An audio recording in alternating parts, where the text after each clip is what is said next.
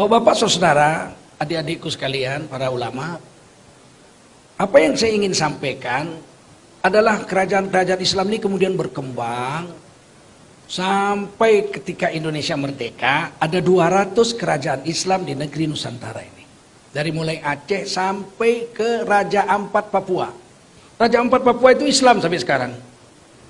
Masih, sultan-sultannya sampai sekarang, saya sudah jumpa Islam.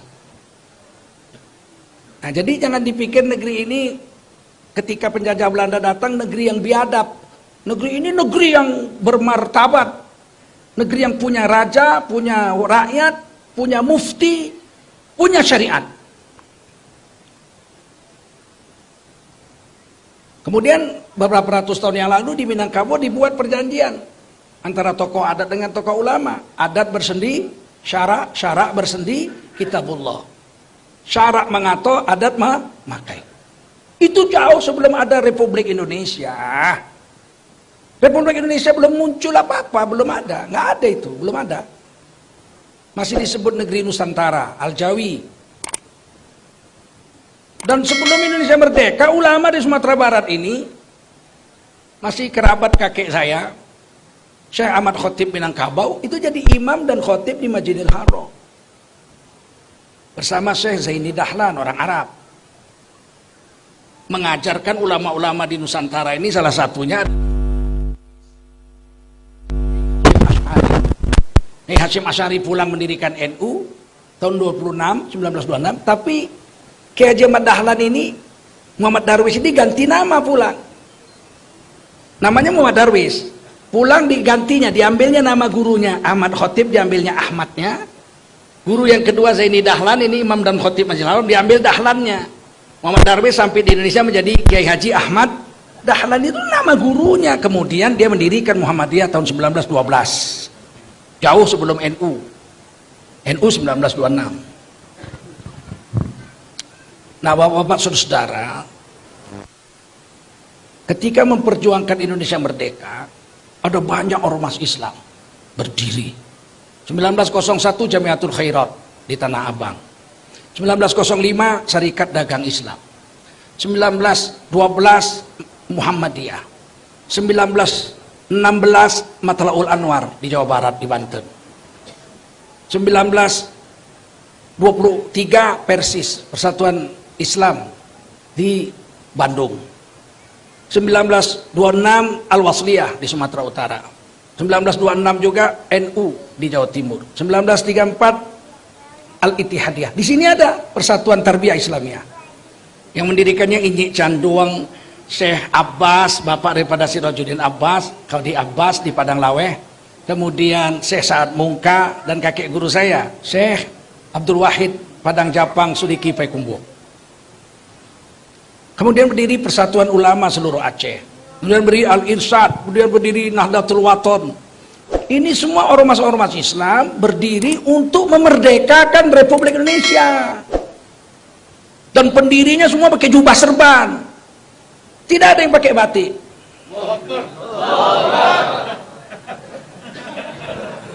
Saya tidak benci batik. Cuman batik itu memang nggak bagus dipakai sholat. Kalau di depan saya ada orang sholat pakai batik, saya di belakangnya, itu pikiran saya bingung, ini macam mana membuat ini, kriwil, susah betul mikirnya itu. Apalagi kalau batiknya gambar harimau, rusak sholat orang. Maka seluruh ulama kita pakai jubah serban. Singkat cerita, Indonesia merdeka. Persiapan merdeka, dibuatlah satu badan, Dokuritsu Jiumbicho Sakai, penjajahan Jepang, BPUPKI, Badan Persiapan Usaha Kemerdekaan Indonesia. Ketuanya Dr. Rajiman. Ada sekitar 40-an orang anggotanya. Ada dari tokoh-tokoh Islam, ada tokoh-tokoh nasional, ada tokoh Nasrani, ada tokoh kejawen, ya, yang tidak Islam, apa namanya, aliran kepercayaan, Ki Hajar Dewantoro, pendiri Taman Siswa. Kemudian pada tanggal 1 Juni Bung Karno pidato mau membuat falsafah negara kita itu Pancasila, tapi yang pertama kebangsaan, kedua internasionalisme, agama terakhir, ketuhanan nomor 5. Sederhana sekali, itu baru dicetuskan dalam rapat BPUPKI. Belum lahir Pancasila, belum. Kalau lahir prematur. Bayi lahir 5 bulan nggak punya nyawa, mati. Kemudian tanggal 22 Juni mereka sepakat membuat pembukaan Undang Dasar 45 itu, namanya Piagam Jakarta. Muncullah Pancasila di situ. Yang menyusunnya yang paling berjasa adalah Muhammad Yamin, sarjana hukum. Orang awak. Jadilah, ya orang Lintau tuh jago kungfu. Itu jadilah seperti yang sekarang. Tapi ketuhanannya beda. Ketuhanan dengan kewajiban menjalankan syariat Islam bagi pemeluk-pemeluknya. Yang lain sama dengan yang sekarang. Itu 22 Juni. Kemudian PPKI dikecilin, panitianya jadi 9, panitia persiapan kemerdekaan Indonesia. 9 orang, ketuanya Insinyur Soekarno. Anggotanya Muhammad Hatta, ada di situ Wahid Hasyim Asy'ari, bapaknya Gus Dur, ada Ki Bagus Hadikusumo, ada Dr. Maramis, 9 orang. Nah, kemudian putuslah merdeka 18 Agustus, 17 Agustus merdeka, 18 Agustus dibuatlah Pancasilanya, ketuhanan yang Maha Esa. Yang lain sama dengan Piagam Jakarta. Merdekalah kita. Waktu memperjuangkan kemerdekaan, orang-orang berserban jubah ini nggak dibilang-bilang kadal gurun. Nggak ada satupun yang bilang kadrun. PKI betul yang bilang kadrun itu. Giliran udah merdeka kita berserban jubah dibilang kadrun. Siapa mereka ini? Maaf ya, BPUPKI 40-an orang, PPKI 9 orang, tidak ada satupun utusan PKI yang duduk di situ. Tidak ada satupun utusan PKI yang ikut untuk merumuskan kemerdekaan Republik Indonesia. PKI tidak setuju dengan Indonesia. Tahun 1948 ketika kita mau perang sama Belanda, agresi pertama, dia memberontak di Madiun, di bawah pimpinan Musso, dia memproklamasikan Republik Rusia Raya. Bukan Republik Indonesia PKI. Tahun 65 dia memberontak lagi, berafiliasi ke Cina, RRC. Kalau 48 afiliasinya ke Rusia. Tahun 65 ke Cina. Dilaranglah PKI sampai sekarang. Yang sekarang ini mulai hidup lagi. Mana PKI-nya? Mana berani nongol kita bacung lah lehernya, ya enggak? Tapi ciri-ciri dan baunya kelihatan. Anti dengan agama, nggak suka dengan agama. Kalau dengar syariat, terbakar bulu kumisnya. Ngeri ini orang. Tiba-tiba orang Minang dibilang pula disuruh mendukung negara Pancasila. Gondolmu. Nggak ada negara Pancasila. Di mana negara Pancasila? Nggak ada. Ini NKRI, Negara Kesatuan Republik, bukan negara Pancasila ini. Dan Pancasila tidak lahir 1 Juni. Kami Majelis Ulama Indonesia menolak Pancasila yang lahir 1 Juni. Karena 1 Juni itu kebangsaan nomor 1, ketuhanan nomor 5. Yang kita terima adalah Pancasila yang lahir 18 Agustus 1945.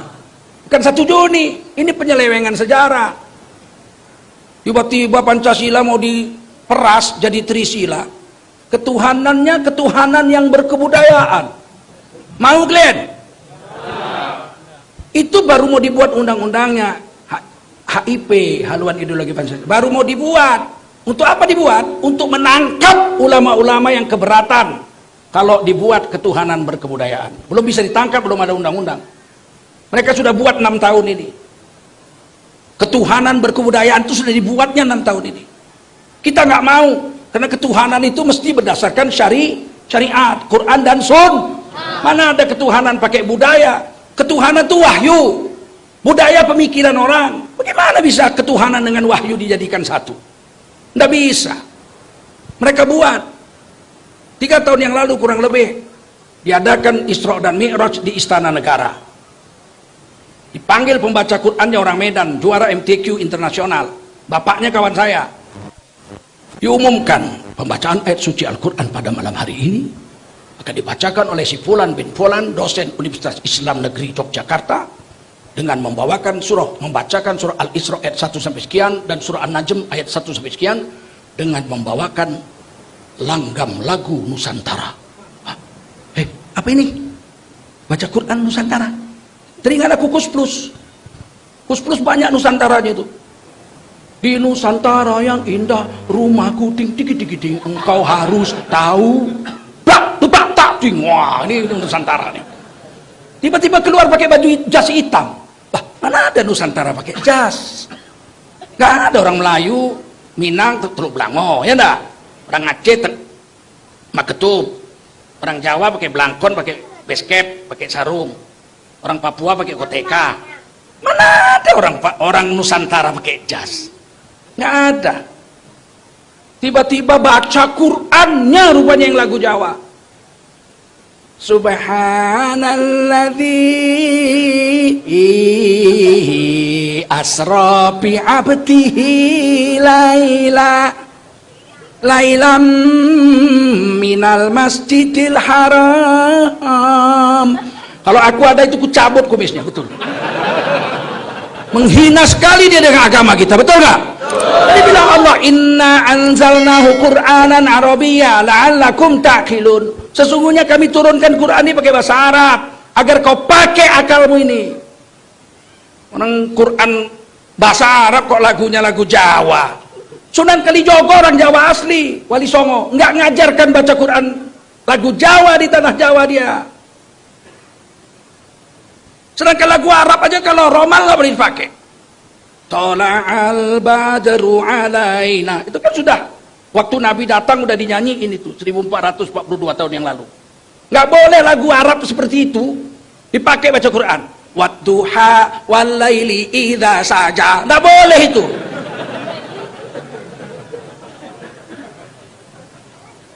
Walaupun lagu Arab bukan enak-enak. Rasulullah membaca watini wa zaitun, indahnya luar biasa. Dalam hadis Bukhari diceritakan, kata almarhum guru saya Al-Hafidz Syekh Azra'i Abdul Rauf, kemungkinan besar lagunya Nahawan.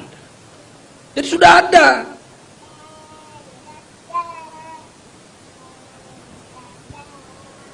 Tentu kita tolak, kita protes, banyak ulama menolak.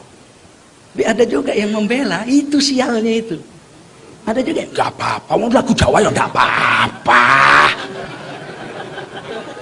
Aku kalau lihat-lihat orang begini, kepingin kali aku nyucup embun-embunan itu.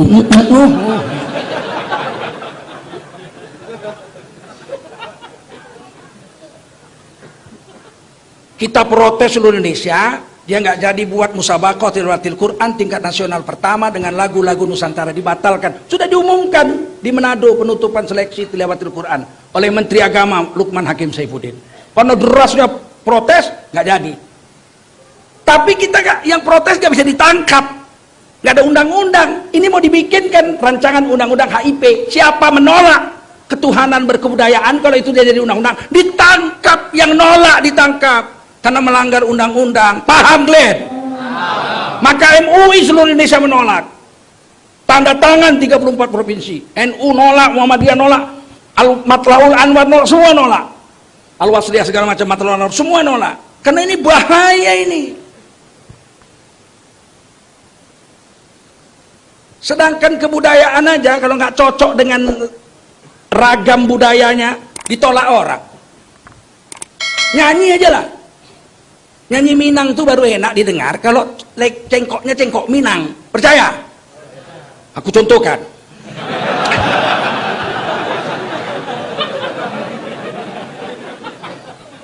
Hujan,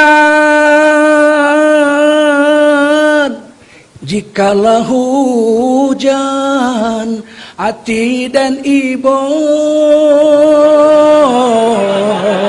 takkan masuk kisah nan lamu masuk sapayuang kita badu. Bisa nangis orang enak, betul? Karena lagu Minang pakai cara Minang, lengkoknya lengkok Minang. Coba lagu hujan pakai logat Batak. Hujan, kau nggak dilempar batu kau.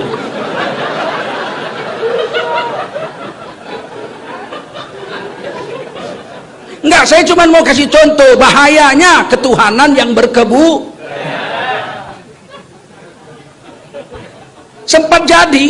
sempat jadi itu nanti undang-undang itu. Tak terbayangkan saya datang kita sholat Jumat, imamnya pakai baju petro, sarung nggak pakai baju, pakai senggol petro tuh. Dibacanya lagu Jawa. Ulnya ayyuhal kafirun. Gimana coba? Protes, ditangkap. Yang protes ditangkap karena keundang-undangnya adalah ketuhanan yang berkebudayan. Mau kalian itu? Setuju kalian itu? Tolak. Tolak. Dan partai yang mengusungnya itu wajib kan kempesi di Minangkabau ini, kampih sekampih-kampihnya. Siap? Ya. Baru orang Minang. Jangan iya tapi menang juga. Usah menang lah ya enggak? Sampai dunia kiamat habis ya enggak? Angkat kaki dari Indonesia, apa dari bumi Sumatera. Terutama dari, kalau di Aceh enggak ada satu kursi, enggak ada. Di Aceh tidak ada tempat di Aceh. Nah, Sumatera Barat masih ada ya? Nah, tahun depan jangan ada. Oh, dan lambangnya sedap nengoknya. Saya ini hak demokrasi dong, betul nggak? Suka atau tidak dengan satu partai itu hak demokrasi kita, betul nggak? Saya itu hak demokrasi saya. Saya satu aja, jangan ganggu agama saya. Soal Indonesia bangkrut ada yang urus ahli ekonomi, betul? Hah? Soal utang nggak bisa bayar ada yang urus. Soal urusan utang, tapi agama dirusak kami yang urus, betul? Gitu. PKI benci dengan agama dulu, tapi dia nggak ikut merusak. Dia cuma benci sama agama. Agama racun kehidupan, candu kehidupan, dia benci. Tapi dia nggak rusak. Ini dia mau rusak. Dia mau bikin undang-undang ketuhanan yang berkebu. Dia mau rusak agama saya. Saya tidak terima. Tengku Zulkarnain kok nyinyir ribut kali. Ceramah adem, kenapa? Keadaan sudah seperti ini, agama udah dibikin begini, mau dibikin adem. Masuk kulkas kau biar adem. Sama otak-otakmu beku dibikinnya. Udah begini rusak agama. Menteri Agama berani bilang terorisme, radikalisme itu datangnya dari masjid. Dibawa oleh imam-imam yang hafiz Quran, yang good looking, atau good looking, ganteng kayak Ustadz Fatullah. Ada juga God looking. Ya, ya sekarang God looking. Aku ya, seluruh dunia, bangsa apapun mengakui kalau orang jahat itu pasti wajahnya tidak good looking. Film India misal, banditnya Tuan Takur, betul nggak? Film koboi, banditnya itu pasti nampak bandit, tengik kali gayanya itu. Kalau good looking kayak kami ini nggak mungkin jadi bandit. Ya. Tiba-tiba dibilang yang bawa radikalisme orang-orang penghafal Quran macam anak kita ini. Oh, kalau jumpa memang kepingin cabut kumisnya lah. Mana bisa begitu dibiarkan, betul? Itu kalau kita nggak bersatu, saya khawatir kami mati nanti, cucu-cucu kami ini rusak, cucu-cucu kita ini udah nggak kenal agama nanti. Percayalah, ini kemauan mereka. Sebab 2024 mereka tidak mau lagi ada orang-orang Islam yang duduk memegang kekuasaan di negeri ini.